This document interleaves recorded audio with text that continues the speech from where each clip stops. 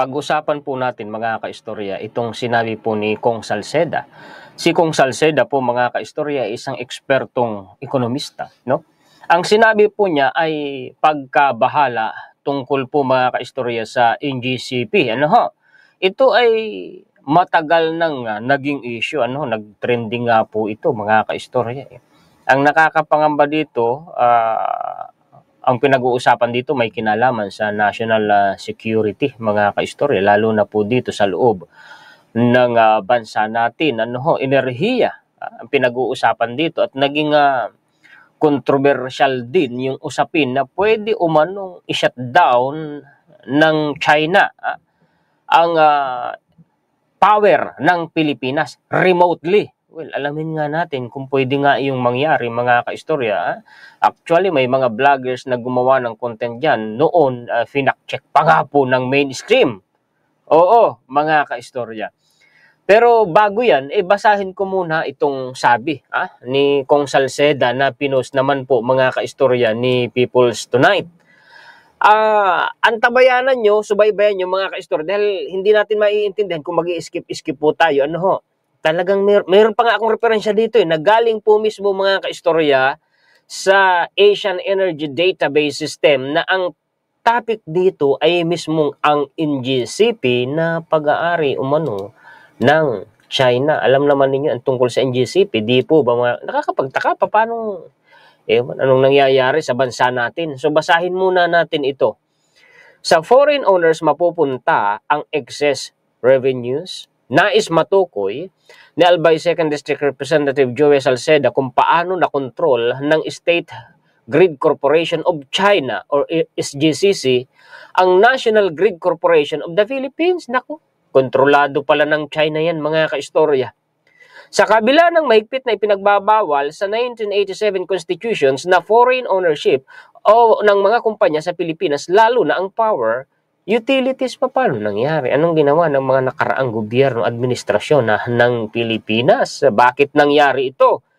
Sa pagdinig ng House Committee on Ways and Means ngayong Martes, Enero 7, kinuwestiyon ni Salceda ang biglang pagpasok ng foreign owners sa NGCP dahilan upang mag-alala ang gobyerno. O hindi ba nakakabahala ang usapin na ito? Sabi ko sa inyo, hindi ito simpleng usapin. Mga kaistorya, nakakabahala ito. China na naman ang involved. Dito na naman sa mainland mismo ng Pilipinas yan, sa loob mismo ng bansa natin. Pati power utilities, may control ang China. Ano na yan? Anong nangyayari sa bansa natin? No? Mga kaistorya. Ano sa palagay nyo? Ngayon, may mga vloggers, mga kaistorya, na gumawa ng content tungkol dyan. 2023 ito Actually, yung vloggers na yun, dalawa, kilala natin dahil nakakasama natin ito dati sa mga events ni Pangulong Bongbong Marcos. Yan si Rover Adventure Vlog o Rover kung tawagin namin, at saka po si Joshua. Oo, sila yan mga kaistorya. Ang nangyari dito, bakit naman pinatulan pa ng mainstream? Sabagay, baka nga naman may nasabing medyo alanganin yung dalawang vlogger, pero lumalabas, ito ang aking reaction dito Ito ang aking opinion base naman sa pagkaka-analyze ako sa balitang ito ni Philstar Global, mga kaistorya. Parang ang pinagtatanggol nila dito si NGCP. Chinese government can cut off power in the Philippines with a button.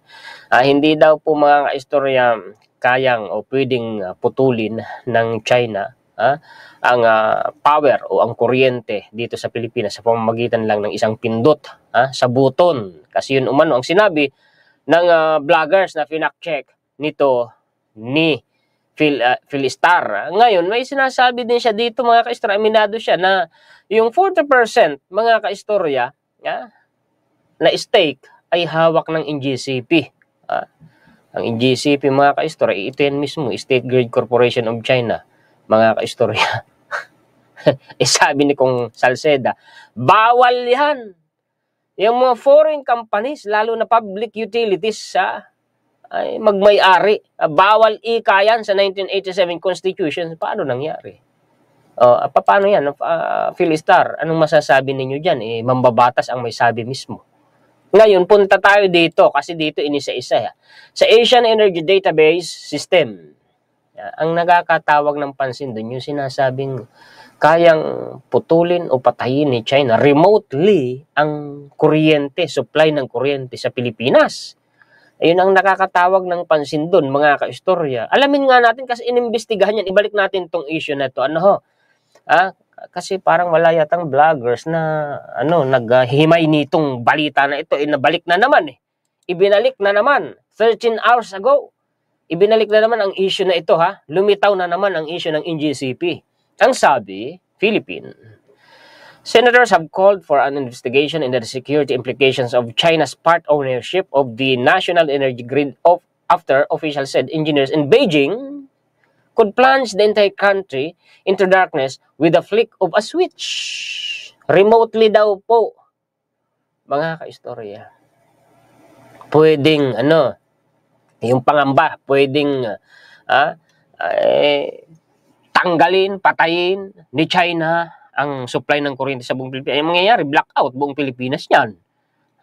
May binabanggit pa rito na computer system, na yung computer na yun, mga kaistorya, ay pwedeng magamit para makontrol yung mga switches ng NGCP. Yun ang sinasabi. Ipapaliwanag ko sa inyo mamaya, kasi mahirap na ako yung nagpapaliwanag mag-isa na hindi ko binabasa kasi baka magkamali ako. Pagtiyagaan po ninyo para malinawan po ninyo. The National Transmission Corporation or Transco President Melvin Matibag confirmed there was a possibility of such scenario during deliberations in the Senate on Tuesday over the government budget for 2020. Yan. Posible ika yun na mangyari, sabi umano ng President ng Transco na si Melvin Matibag. The State Grid Corporation of China holds a 40% stake. Yun na nga, sabi ni Kong Salceda, bawal yan sa konstitusyon natin. Bakit nangyari yan? Naku, anong nangyayari sa bansa natin, mga kaistorya? Opposition Liberal Party Senator Risa Hontiveros first raised questions over the extent of Senator Risa na naman ang bumakbak dito, mga kaistorya, Ngayon, she said, sabi ni Senator Risa, China is a part of our daily lives every minute, every hour, every moment, as long as the system operation is controlled and managed by Chinese engineers. Indeed, an enormous power. Enormous power talaga yung NGCP yan, mga kaistorya sabi ni Senator Risa, mga kaistorya, yung buhay natin araw-araw, mga kaistorya, ay kontrolado at minamanage ng Chinese engineers. Araw-araw yun, dahil dyan sa NGCP na yun. Kuryente yan, mga kaistorya. Ito ang concern po niya. What if someone in Beijing switches it off? Paano kung i-off ng isang tao mula sa China? Remotely, ang pinabanggit dito, yung power supply natin. Paano yun? She asked energy officials during the 10 hours of proceedings in the Senate to approve the budget. Sherwin Gatchalian, who chairs the Senate Committee on Energy and is tasked with defending the government budget for the energy department, replied, ito na I was advised by the president of Transco that they have studied this type of possibility. May posibilidad, no?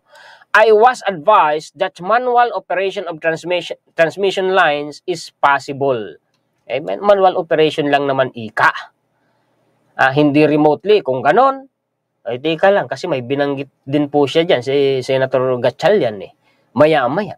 A takeover by Beijing can happen, but Transco, with their technical capability, can then manually take over. So, manual takeover, ang pinag-uusapan, kung sakali na kukontrolin na, iba-block out, manual takeover ang pinag-uusapan. Posible ika yun, yung ganon. Paano yung remotely? Halimbawa, nasa Beijing yung magkukontrol.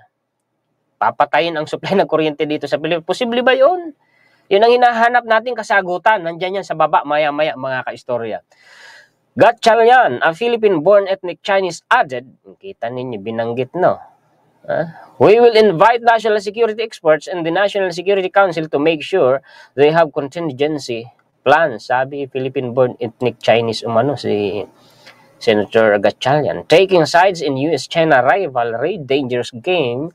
Philippines says he also reminded lawmakers that a clause in the franchise agreement gave the Philippine president the power to reclaim. Bakit hindi pa ito bawiin? Kung ganun pala. Ano kaya ang kuano? Palagay ko alam naman ito ni PBBM. Mga kaistorya. At palagay ko minumonitor nila. Kung alam nyo, kung ako lang naman mga kaistorya. Kung akong presidente, since ang pinag-uusapan na dyan China, ay ang laki ng problema natin sa China. Kung ako lang naman tatanungin nyo, babawiin ko na yan. Iti-take over na yan ang gobyerno. Bakit hindi gawin, no? Para mas safe. Maghihintay pa ba tayo mga kaistorya ng isang problema bago tayo action, di ba? Di ba mga kaistorya? However, Senator Miguel Zubiri, an ally of Philippine President Rodrigo Duterte, aba, binanggit ally ka pala ni former President Duterte, ha? Said, the clause would only apply as long as we are not being invaded. Paano nga kung na-invade na? Ha? Tapos tinake over nila yan. Paano yun? Opposition Liberal Party Senator Risa Hontiveros. A power to the grid only be restored by the Philippine side through manual override within 24 to 48 hours depending on the gravity of the situation. Hihintayin pa ba natin yung problemang yun na tinake over na yun ng China? Diba, mga kaistorya? Sabi nga, ako ay mayroon po akong filosofiya sa buhay ko, mga kaistorya. Ito ay personal kong filosofiya. Na kung ayaw mong mangyari ang isang bagay, gawin mo lahat ng paraan kahit pinakamaliit na paraan para wag yang mangyari. Ngayon, kung gusto mo namang mangyari ang isang bagay, gawin mo lahat ng paraan kahit pa yung pinakamaliit na paraan para yan ay mangyari.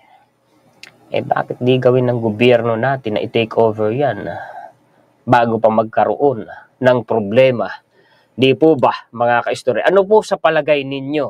Ha?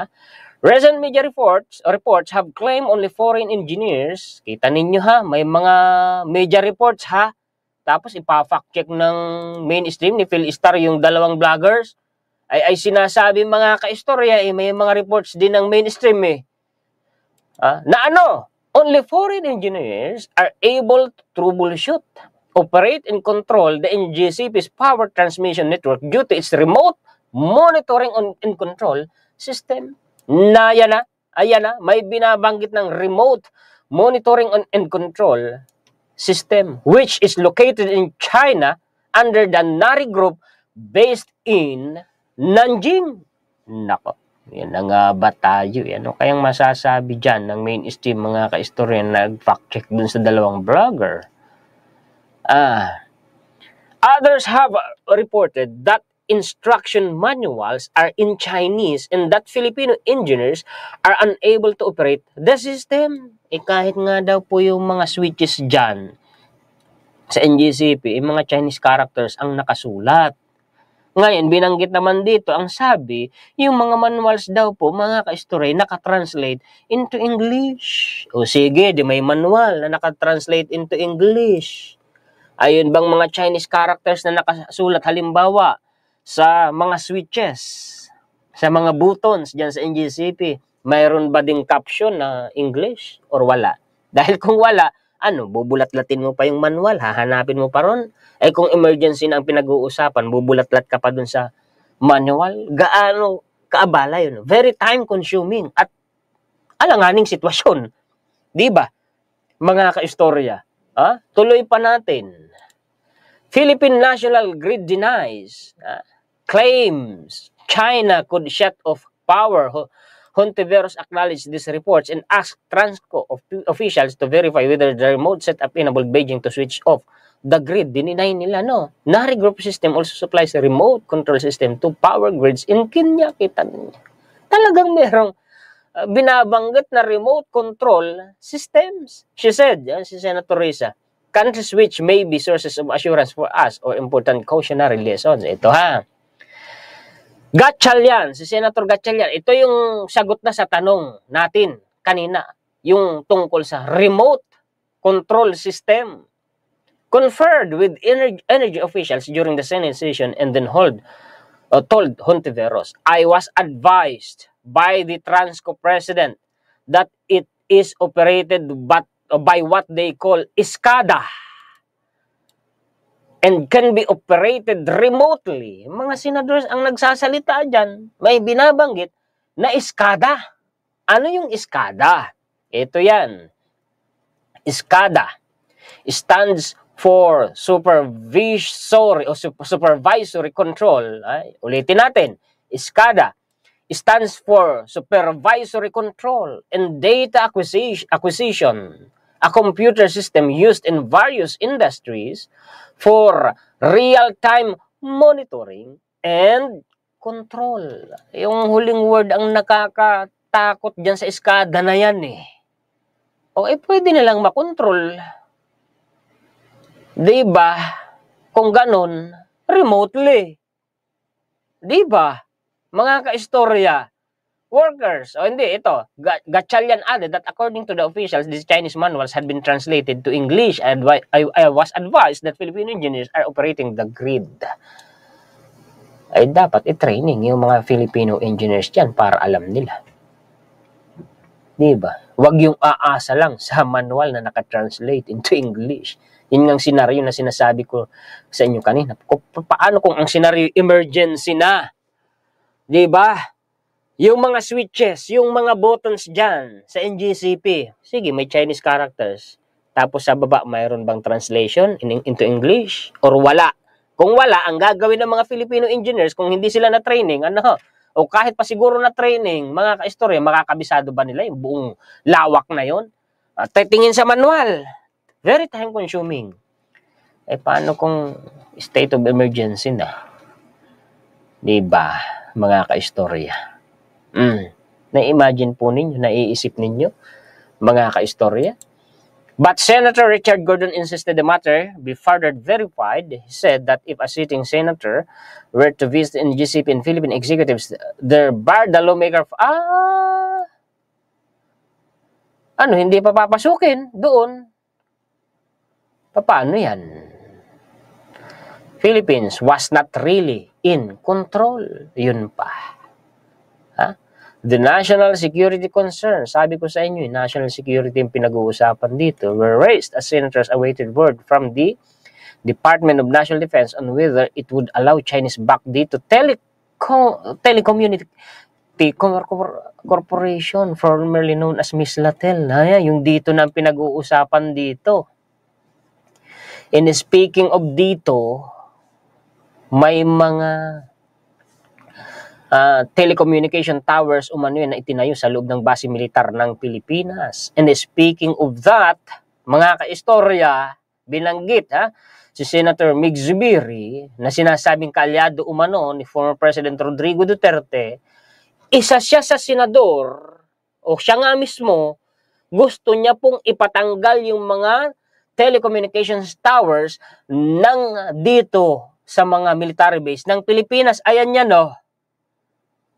ngayon, kung talagang sincere sa sinabi niyang yan, bakit walang nangyari? Yun ang tanong. At anong ginagawa ngayon ng ating mga senador?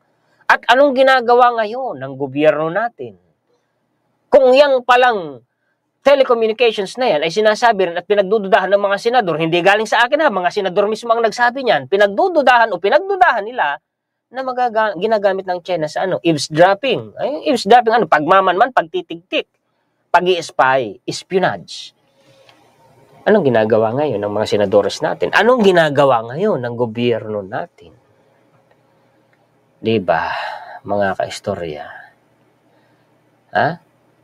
Ang sabi dito, Duterte wants to learn more about the nuclear energy last week. Opposition Liberal Party President Francis Pangilinan, si Kiko ito, mga kaistorya. Ang sabi dito, concerns raised in recent weeks over the possible national security risk incurred in the proposal which he said would allow China to eavesdrop on Philippine Army. He revealed that a risk assessment carried out by the Armed Forces of the Philippines had concluded that the current fixed communication system used to link all military camps and bases nationwide was susceptible to electronic eavesdropping and interception. Diba? Pangilinan added that eavesdropping equipment was readily and cheaply available, which meant the Philippines must take steps to restrict access and secure the network. Ano nang usapin ngayon? Bakit walang sino mang senador ngayon ang nababanggit na ito? Samantalang noon ay naging sensational din ang usapin na yan at maging si Senator Migs, ayan ang sinabi. Ano nang nangyari? Ano yun? Nagpapugi lang? Oh, nakalimutan na kasi ang issue na to mga kaistorya. However, Senator Panfilo Lacson, a former military officer who chairs the Senate Defense Committee, said defense and military officials had assured him the government would be able to unilaterally terminate any agreement with Dito at any time. Ang tanong ay bakit di po tiniterminate ng gobyerno natin? Totoo ba ang ipinagduda nila dito sa Dito na ito o hindi? Kasi hanggang ngayon ganun pa rin, walang nangyayari. Ay baka naman po hindi totoo yung pagdududa ng mga senadores natin. Kasi nandyan pa rin. Ano po sa palagay ninyo, mga kaistorya? Ha? Eto, NGCP puts up 147 million control center. Ito pa rin yung iskada na binabanggit kanina, mga kaistorya. Nandito yan sa baba. Ha? Babasahin ko po sa inyo maya-maya. O sige, unahin na natin. Iskada or supervisory control and data acquisition refers. Ano ba yun? Saan ginagamit niyan? Ano ang ibig sabihin niyan? Ano ang purpose niyan? Ano ang role ng iskada na yan? Refers to a collection of computers, mga computers at mga equipment and application software, mga programs po yan, computer programs, integrated, pinagsama-sama sa isang sistema para ano? To acquire a real-time data on power system parameters and to provide monitoring and control facility for, ito na, remote devices such as breakers. Ayan na. Eh, anong sinasabi mo dito ni Phil Star? Ha? Pinicture pa dito ni Phil Star yung interview ng CNN, kung hindi ako nagkakala sa NGCP na dinideny ng NGCP. Well, hindi naman ito ano. Ewan ko sa kanila. Silang mga taga-mainstream, nagkukontrahan ang mga sinasabi nila. Ang binabalita nila. The EMS or Energy Management System is composed of a SCADA system with integrated advanced applications used in the management of the power grid. Tanong, may pinaghuhugutan ba yung mga pinagduda o pagdududa ng mga senadores natin noon o wala? Kayo po ang sumagot, mga ka-istorya. Base na rin sa mga balita na ito ng mainstream. The move to transfer the control center to the cities and away from the far-flung areas where they were usually located was patterned from the model used in China by one of the NGCP's owners, State Grid Corporation of China. Ayan na nga tayo eh. Ayan na nga tayo eh. Ang nangyari sa bansa natin. Carmen, Cagayan de Oro City, was selected as the new site for the being nearest and most accessible to customers and stakeholders, so on and so forth. Mga mainstream ang nagbalita mismo.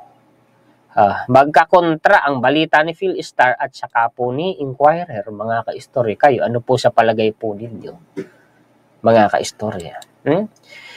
Zubiri, toppling of Chinese cell towers in PH military bases.